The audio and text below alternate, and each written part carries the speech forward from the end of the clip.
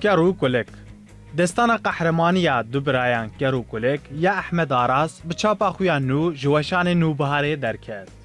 گر و کلک د میتولوژیا کردی دا دستانه که گلریه و به کردیا کرمانجی هاتیه نویسین. چیروک بیجن گلری دناف گل دا چیروکا گر و کلک دبیجن. اف دستان یک جوان دستان گلریه که ادبیاتا کردیا دبکی به دولمند بویه. دناف ادبیاتا کردی ادبکی دا چند دستان گلری هنه که به 100 سالان دناف گلدا تیگوتن و تیقال کرن.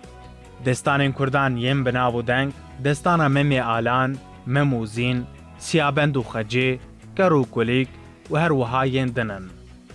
جدستان رستیک، دو کرین رندک و خوشک. ناوی یکی گردانین یه دنه کلک. گر و کلک حوال جیوی بون. دیو باوی وان پردل قوی بون. پرتوک گر و کلک.